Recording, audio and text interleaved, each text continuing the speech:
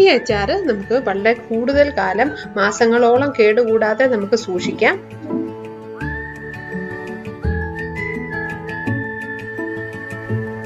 വളരെ എളുപ്പത്തിൽ ഉണ്ടാക്കാൻ പറ്റിയ എന്നാൽ വളരെ നാള് യൂസ് ചെയ്യാൻ പറ്റിയ ഈ അച്ചാർ എങ്ങനെ ഉണ്ടാക്കുന്നതെന്ന് നോക്കാം. ഈ ചാനൽ ആദ്യമായിട്ട് കാണുന്ന കൂട്ടുകാർ ആരെങ്കിലും ഉണ്ടെങ്കിൽ സബ്സ്ക്രൈബ് ചെയ്യാൻ മറക്കരുത്.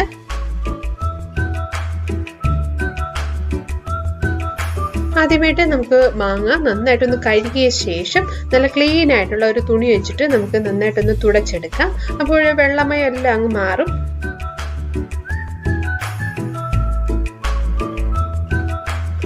അതിനുശേഷം നമുക്ക് മീഡിയം പീസസ് ആയിട്ടൊന്ന് കട്ട് ചെയ്തെടുക്കാം.